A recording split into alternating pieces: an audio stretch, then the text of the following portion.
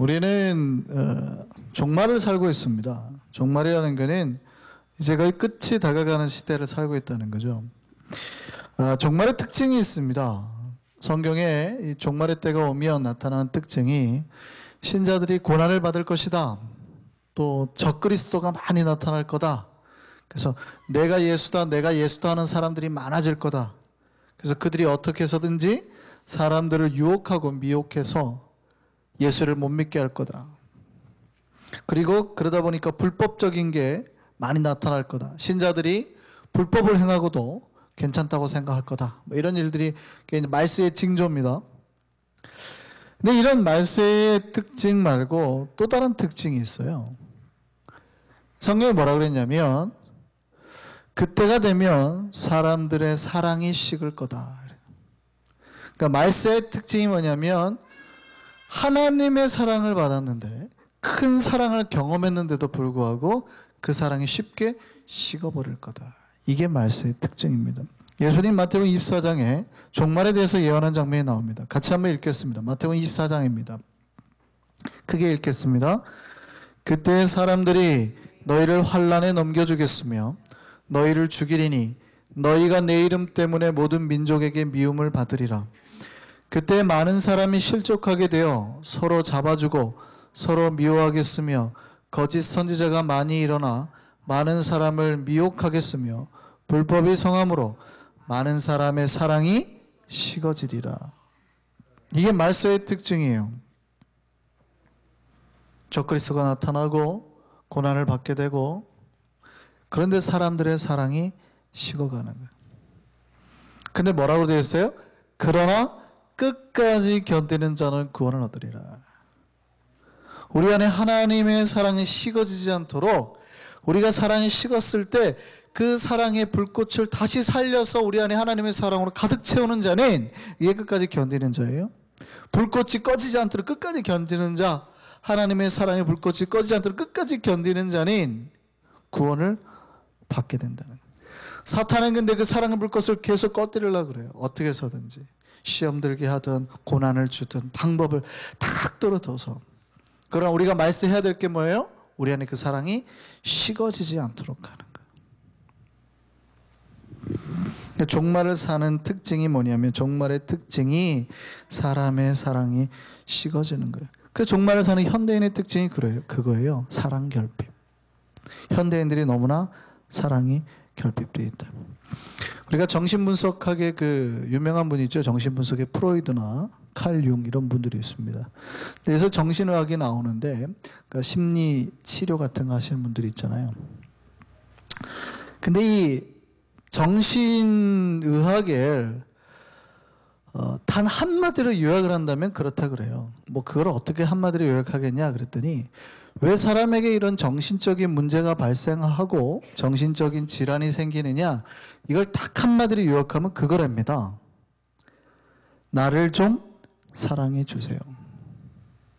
인간에게 정신병이 생기는 이유는 딱 그거래요.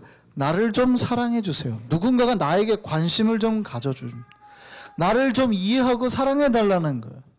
근데 그 결핍이 생기면 정신이 여러 가지 병이 온다는 거예요. 정신에.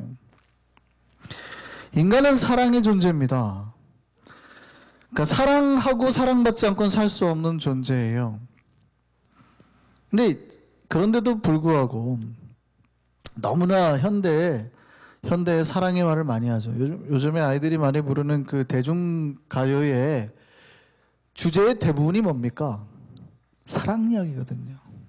옛날에 누군가를 사랑했던 그 사랑을 떠올려서 나를 떠나보낸 사람을 떠올려서 다 사랑 이야기예요. 왜 이렇게 그러면 다 사랑을 노래할까요? 오늘날 사는 우리의 주변에 사랑이 많아서예요? 아니에요. 사랑이 없어서예요. 사람들의 사랑이 자꾸 식어져 버리기 때문이에요. 사람들이 사랑에 굶주려서예요. 그 사랑을 그리워하고 찾고 있다는 얘기입니다.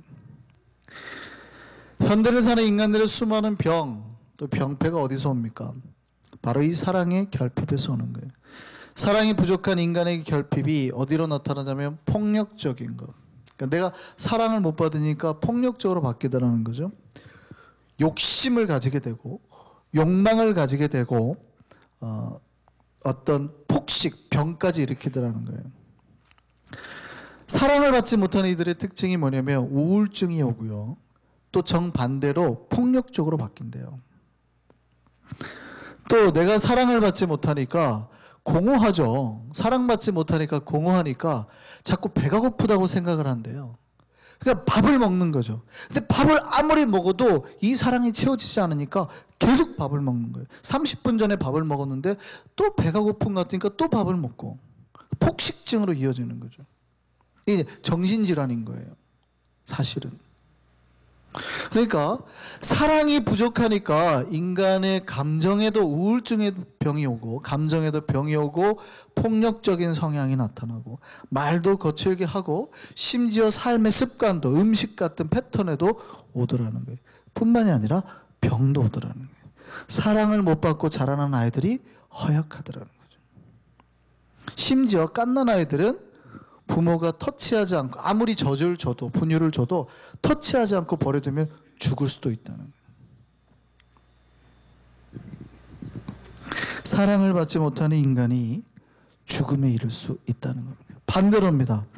아무리 병이 들고 죽어가는 사람이라도요, 사랑을 하면 죽어가던 사람도 살아나요. 여러분 캥거루 케어라고 들어보셨죠? 1983년 여기 콜롬비아 보고타에서 그러니까 10달을 채우고 아이가 태어나야 되는데 일찍 태어난 거예요. 그런 아이들은 또 인큐베이터에 들어가서 좀 아이가 클 때까지 기다리잖아요. 근데 그 병원에 인큐베이터가 부족하니까 이 아이들을 어떻게 해요? 그때 이제 생각해낸 게 캥거루 케어예요. 엄마가 안고 있으라는 거죠. 캥거루 주머니에 새끼를 넣고 다니듯 엄마가 안고 있으라는 거예요. 별거 아니에요. 인큐베이터 없으니까 엄마가 대신 그냥 안고 있어요. 그거예요. 말만 캥거루 케어로 거창하게 붙여놨지. 근데 엄마가 이걸 안으면서 얼마나 불쌍해요. 아기를, 갓난 아기를. 근데 이러고 있더니 아기가 호전되더라는 거예요. 건강해지더라는 거예요. 여기서 사람들이 깜짝 놀란 겁니다. 캥거루 케어를 받은 아이들이요, 그렇지 못한 아이들에 비해 하루에 몸무게가 20g 이상 드는 거예요. 면역력도 늘어나는 거예요. 당시 그렇게 조산 사망률이 인큐베이터에 들어가지 못한 사망률이 7%. 꽤 높은 수치잖아요. 7%가 나왔는데 캥거루 케어를 받고 난 다음에 0.5%로 떨어진 겁니다. 그러니까 거의 사망하지 않았다는 얘기예요.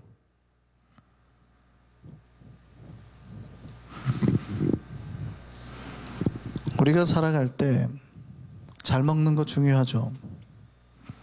근데 잘 먹는 거하고 사랑해 주는 거하고 어떤 것이 인간을 더 건강하게 만들까요? 실험을 했어요.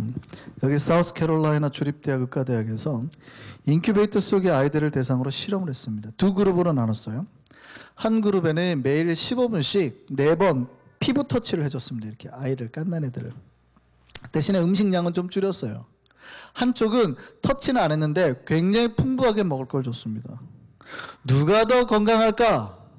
한 달 뒤에 두 그룹의 그룹 상태를 비교해 봤는데요. 피부 접촉을 했던 아이들의 몸무게가 훨씬 높았습니다. 건강했더라는 거예요. 반대로 잘 먹었지만 접촉이 되지 않은 아이들의 심장박동과 호흡이 약해지더래요. 그러니까 우리의 몸의 건강, 정신의 건강, 감정의 건강, 이 모든 것이 사실은 어디에서 오는 거예요? 사랑에서. 사랑이 빠지니까 내면적으로나 영적으로나 모든 몸에나 병이 오더라는 거예요. 이 모든 게 사랑 없으면서 나타나는 걸 보여주는 사례예요. 사랑받지 못하는 인간의 영혼과 그 마음은 건강할 수 없어요. 우리는 과연 얼마나 많은 사랑을 하며 받고 살고 있을까요? 사랑엔 여러 가지가 있죠. 우리가 인간들이 사랑하는 사랑이 여러 가지가 있습니다. 친구들 간의 사랑, 아니면 남녀 간의 사랑, 또 여러 부모와 자식 간의 사랑, 여러 가지 인간의 사랑이 있습니다. 이 사랑이 다 능력이 있지만 그 사랑 중에서 어떤 사랑이 가장 클까요? 그 사랑 중에서 어떤 사랑이 가장 클까요? 우리가 부모님의 사랑이라고 그러죠. 왜 부모님의 사랑이 가장 커요? 다른 사랑은 좀 조건적인 사랑, 주고받고 해요. 내가 너를 사랑할 때 저 사람도 나를 사랑해야 되는 거예요.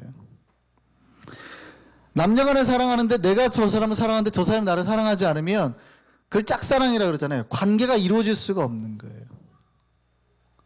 친구들 간에도 마찬가지입니다. 한쪽이 좋아하는데 한쪽이 무시하고 계속 다니면 사랑이 이루어질 수가 없어요. 그런데 부모와 자식 간에는 그렇지 않은 거예요. 부모와 자식 간의 사랑은 일방적인 사랑입니다. 그러니까 이 아이가 나에게 뭐를 안 해줘도 내가 사랑하는 거거든요. 에이 뭐예요, 애가 해줘야지 좋지. 물론 기분 좋지만 이제 오늘 예를 들어서 마더스데이라고 우리 성산이가 우리 큰애니까 얘는 좀 이제 예를 들어서 어린이날이라고 우리가 선물을 해줬다고 치면 해줬으니까 어버이날이라고 너가 나한테 뭐 해줘라 그러겠어요? 해주면 기분 좋겠죠, 그죠? 그래서 예를 들어서 카네이션을 저희 집사람에게 마더스데이라고 달아줬다고 해보세요. 그래서 사랑합니까? 자, 그러면 우리 한주는 이놈은 철이 없거든요. 카네이션을 안 달아줬어요. 그럼 안 사랑하는 거예요? 큰 놈은 나한테 해줬으니까 사랑하고 얘는 나한테 안 해줬으니까 안 사랑하고 너는 밥도 안 줘. 그래요? 아니거든요. 그게 아니거든요. 그래서 부모의 사랑이 가장 큰 거예요. 왜냐하면 왜 부모의 사랑이 이렇게 위대하냐면 부모의 사랑은 가장 하나님의 사랑을 닮았기 때문에. 원래 부모의 사랑은 하나님의 사랑에서 왔기 때문에. 우리가 원형이라 그러잖아요. 심리학에서 원형, 아키타입. 부모의 사랑의 원형이 바로 하나님 아버지의 사랑이기 때문에 그렇습니다.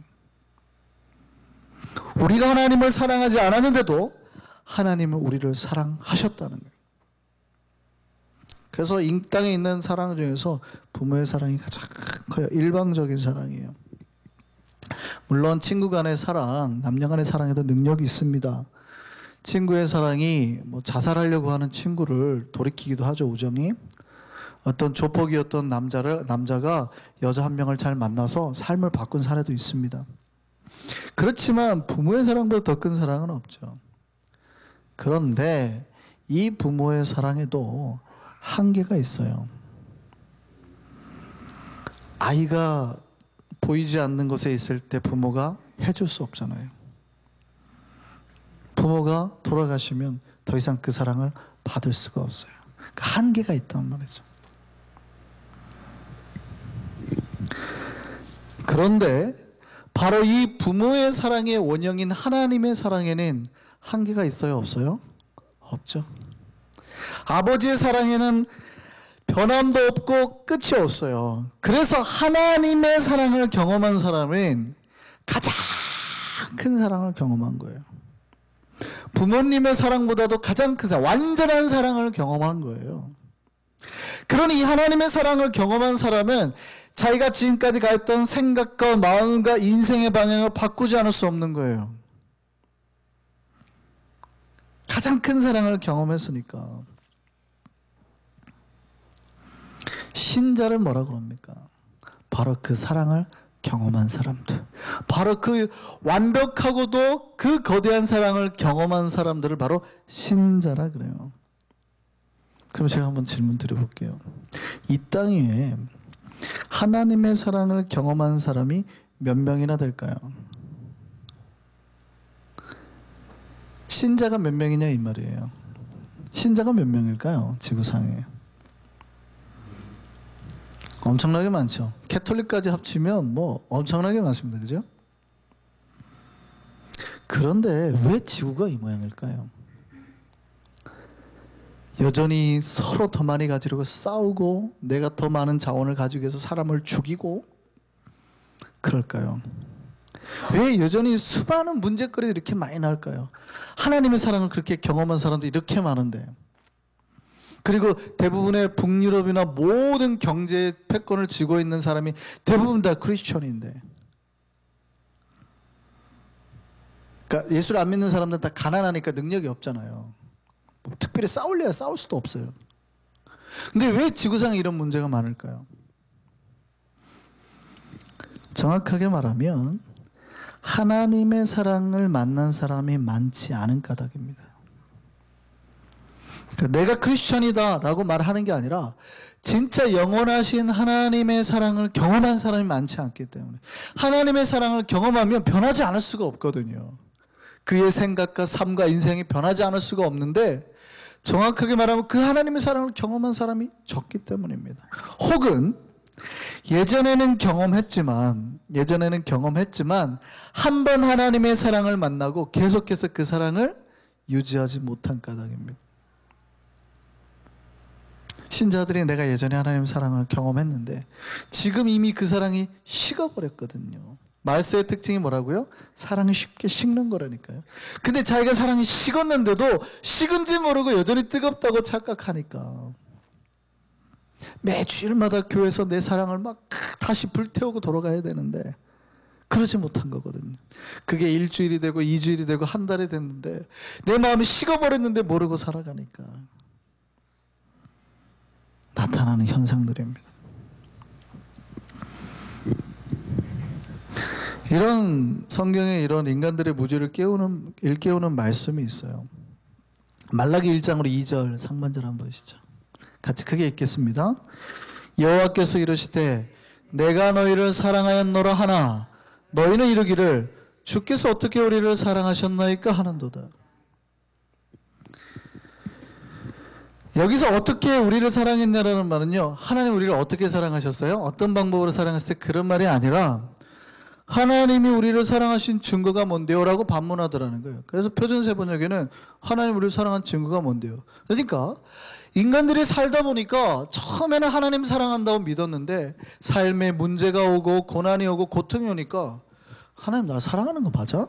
그러더라는 거예요. 에이, 하나님이 날 사랑하는 거, 하나님이 나를 사랑하면 나한테 이런 문제가 있어? 이러더라는 거죠. 어느샌가 마음의 사랑이 식어버리더라는 거예요. 분명히 여호와께서 뭐냐면 내가 너희를 사랑하노라, 내가 너희를 사랑하노라, 내가 너희를 사랑하노라 했는데 사람들이 뭐라고 반문한대요? 하나님이 나를 사랑하신 증거가 뭔데요? 라고 하더라는 거죠. 성경은 수없이 하나님 우리를 사랑한다는 말씀을 하셨는데 인간들은 그거를 못 믿더라는 겁니다. 그 이유가 뭘까요? 이유가 여러 가지 있을 수 있지만 하나님의 모습을 오해하니까 그래요. 하나님이 엄격하실 때 있잖아요. 우리가 죄를 범하면 혼낼 때 있다고요. 근데 그 모습을 보고 하나님은 나를 안 사랑하시는구나 라고 생각하는 신자들이 꽤 많더라는 거죠. 우리 한 주보다 더 믿음이 약한, 무슨 얘기냐면 우리 한 주가 말을 안 들으면 제가 이제 집에서 회초리를 이렇게 듭니다. 잘 때리지는 않아요. 뭐 미국에 사니까 제가 때리겠어요. 근데 회초리를 들면 이 녀석이 맞은 적도 없는데 정말 죽을 것 같이 행동합니다. 으아! 아빠! 엉엉 울면서 막 하고 막 울어요. 제가 말 잘 들을 거야. 그러면 그때는 진짜 저놈이 나를 이렇게 무서워하나 싶을 정도로 하거든요. 근데 딱 회초리를 그런 말을 잘 들어 하고 내려오는 순간 언제 그랬냐는 듯이 막 달려와가지고 뽀뽀하고 합니다. 이해는 아는 거죠. 내가 회초리를 들었다고 해서 저 사람이 나를 사랑하지 않는 건가? 이런 의심을 안 하는 거예요.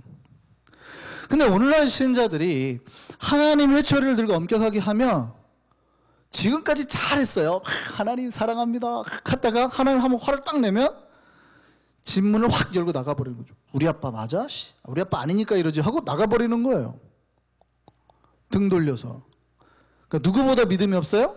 한 주보다. 믿음이 어린아이보다 믿음이 없는 신자들이 꽤 있단 말이죠. 어느새 우리 속에 사랑이 식어버렸는데 하나님에 대한 그 믿음이 약해져 버렸는데 모르더라는 거예요. 하나님은 우리에게 때때로 엄한 모습으로 나타나기도 합니다. 그런데 그거는 우리가 빨리 회개하고 돌아오기를 바라시는 것이지 우리를 멸망시키려 하는 게 아니에요. 이런 비슷한 예화가 몇 개 있었지만 한번 다시 말씀드립니다. 철수란 아이가 집에서 놀다가 자기 아버지가 사랑하는 도자기를 깬 거예요. 아빠가 얼마나 귀중하게 생각하는 거 아니까 얘가 깜짝 놀란 거죠. 그러니까 이 깨진 병을 가지고 빨리 뒷마당으로 가고 땅을 파가지고 묻어버렸어요. 아빠가 모르게. 근데 그거를 옆집 아줌마가 본 겁니다. 불렀어요. 야, 너 그거 네가 감추는 거 내가 봤어. 너 내 말 잘 들어. 아니면 니네 아빠한테 일러버릴 거야. 그리고 이 아줌마가 애한테 심부름 시키고, 너 가서 술 사와, 담배 사와, 니네 집에 뭐 맛있는 거 있어? 과일 좀 갖고 와. 몰래 계속 훔치게 만드는 거야. 아이가 죄를 범하기 시작하더라는 거야. 도적질을 하고 노예처럼 살기 시작하더라는 거죠. 근데 이 아이는 그럼에도 불구하고 그 아주머니의 요청을 거절하지 못했어요. 무서워서. 그러다 어느 날 이 아이가 정신을 차립니다. 철수가 이 아주머니의 이 억울한 이런 노예 같은 삶에서 벗어나야겠다. 그리고 아버지를 찾아가고 아버지 앞에 무릎을 꿇고 사실대로 말씀을 드리고 용서를 구했습니다. 그랬더니 아버지가 뭐라고 하는지 아세요? 아들아, 나는 네가 잘못한 것을 그날부터 알고 있었다. 하지만 네가 스스로 뉘우치며 돌아오기를 기다려왔다. 이제 네가 모든 것을 너가 잘못한 걸 용서해 주마. 하나님 앞에 그렇게 돌아갔더니 그의 모든 죄의 삶, 노예의 삶 청산이 되더라는 거죠.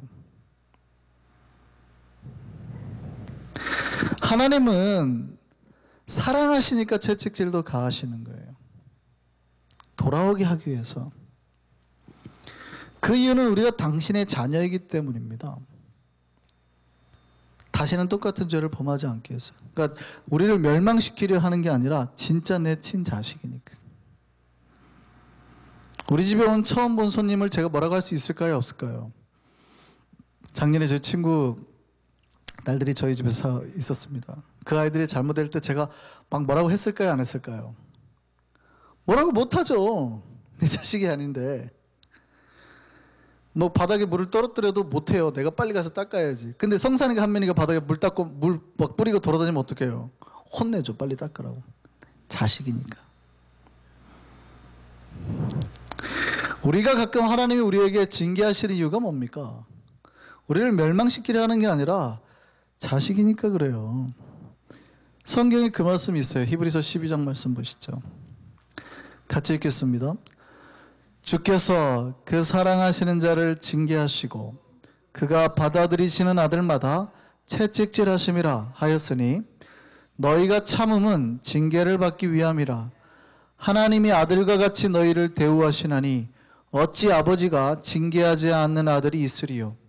징계는 다 받는 것이오늘 너희에게 없으면 사생자요 친아들이 아니니라.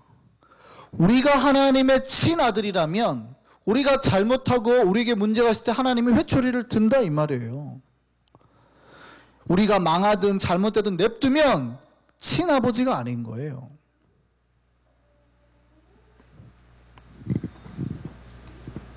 이 모습이 항상 우리를 하나님을 오해하게 만들죠. 그러면 하나님이 이렇게 엄격하시기만 하신 아버지예요?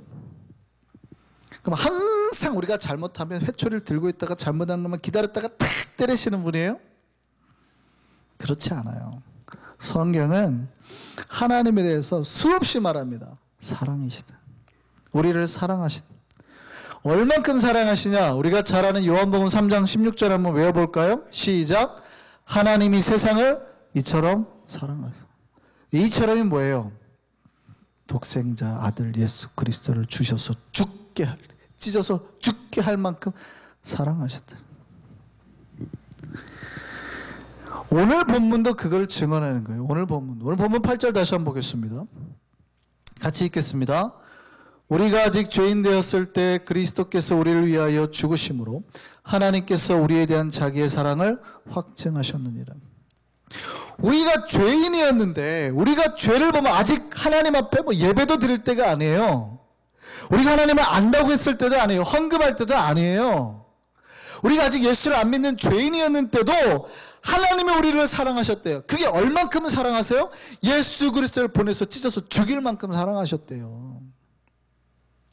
하나님 날마다 회초리 때리시는 분이 아니라 우리를 그렇게 사랑하시는 분이라는 거예요. 우리 부모님이 자녀를 사랑하듯 하나님 우리를 사랑하셨다고요. 여러분 가시고기에 대해서 들어보신 적 있어요? 가시고기는 알을 낳으면 수컷이 알을 키운다 그래요. 그러니까 막 그 알을, 물고기들의 알의 생존율이 떨어지잖아요. 다른 물고기들 와서 많이 먹으니까. 근데 가시고기는 철저하게 알을 지킨답니다. 뭐 알을 돌보는 것도 있지 않을 뿐만 아니라 알이 부화하기까지 15일 동안 단 한 번도 자기 먹을 걸 안 먹고 알을 지킨대요. 그러면 그렇게 있다가 알이 부화할 무렵에 옆에서 죽어버려요. 아버지가 먹지도 않고 있다가. 그러면 이제 알에서 막 깨어난 새끼들은 어떻게 합니까? 그 치어들이 죽어있는 자기 아버지 살을 파먹고 성장하는 거예요.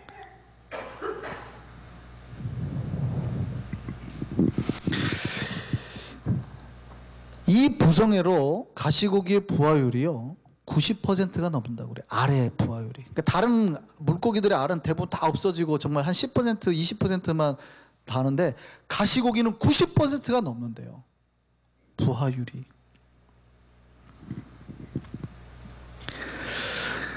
이 가시고기에 빗대어서 만들어진 소설이 있어요. 옛날에 가시고기라는 소설. 그 드라마로도 만들어졌었습니다. 그 유명한 정보석 씨가 연기를 했죠. 내용이 그거였어요. 10살 된 어린 아들이 있는데 백혈병에 걸린 거예요. 근데 엄마가 떠나버렸어요. 이 아이를 살리기 위해서 아빠가 돈을 구하는데 돈이 없으니까 결국에는 뭐 하냐면 장기를 팔기 위해서 이제 병원을 찾아갑니다. 근데 검사를 받는데 자기가 간암에 걸려가지고 이미 암이 다 전이가 되었고 장기를 쓸 수가 없는 거예요.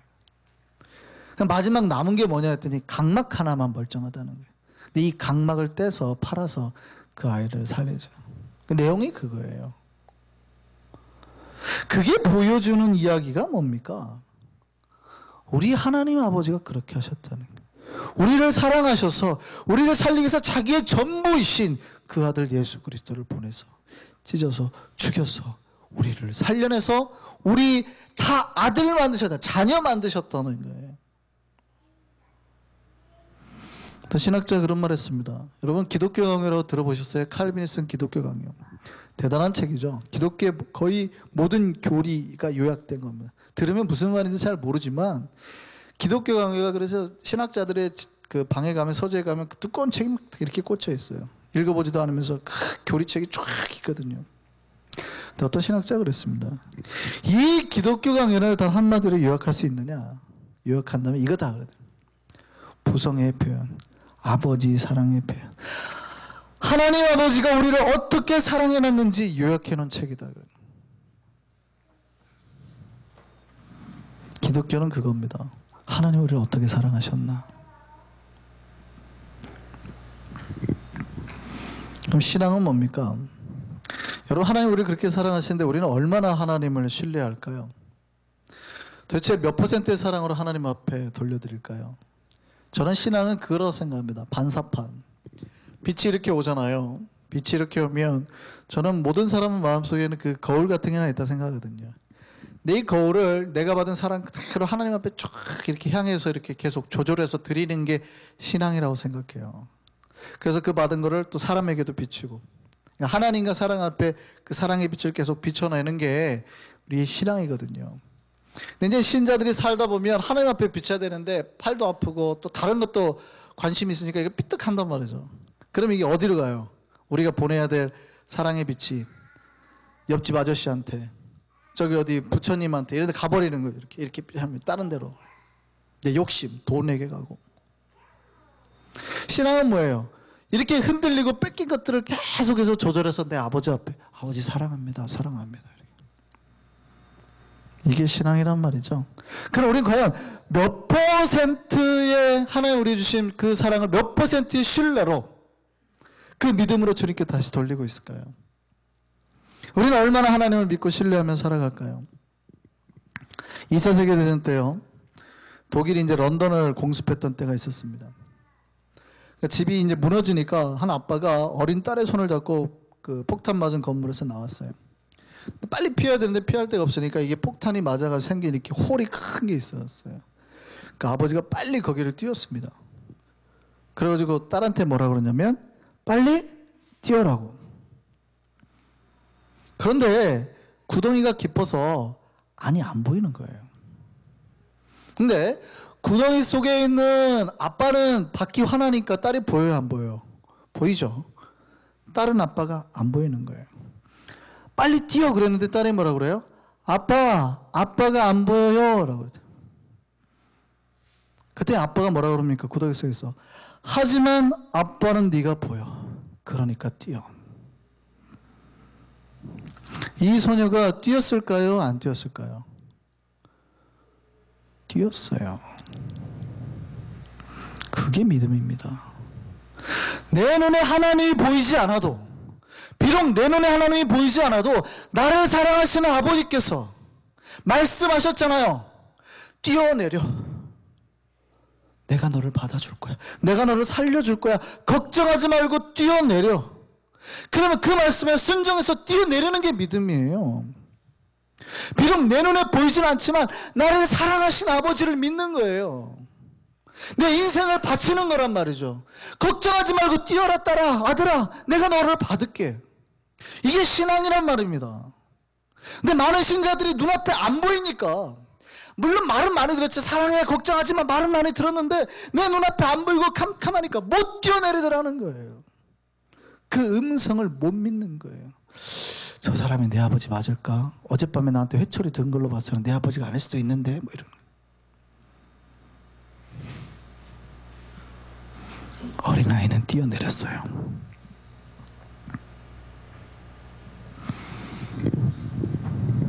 아버지의 모습이 보여서가 아니라 아버지가 거짓말하지 않는다는 것과 나를 위해서 얼마나 사랑하는 그 사실을 믿었기 때문입니다. 이게 믿음이죠. 오늘 마더스데이입니다. 오늘 우리 자녀들은 부모님에게 자신의 사랑을 표현하고 감사하는 날이죠. 그래서 가족들 많이 모일 겁니다. 그죠? 그런데 한번 생각해 보시죠. 우리는 오늘 우리를 사랑하신 하나님께 얼마나 감사하고 표현하고 있을까요? 어쩌면 부모님들은 은근히 기대할지 모릅니다. 아, 이 녀석들이 오늘 우리에게 찾아오겠지? 와서 같이 식사하자고 하고 또 뭐 사랑한다 하겠지라고 기대할지 모릅니다. 그런데요, 하나님도 우리를 기대하고 계실지 모릅니다. 내가 너희를 사랑했잖아. 너네가 나 아버지라며. 그러면 네가 나에게 찾아와서 얼마나 사랑한다 할 거니 기대하고 계신다고, 이 예배 가운데. 우리는 얼마나 하나님께 사랑한다고 하고 있습니까? 우리를 위해서 당신의 모든 것을 아낌없이 주신 하나님께 우리의 사랑을 표현하는 오늘 예배 우리 모두가 되기를 소망합니다. 말씀을 붙들고 우리 찬양하시겠습니다. 사랑하는 나의 아버지, 우리 아버지께 사랑한다고 고백했으면 좋겠습니다.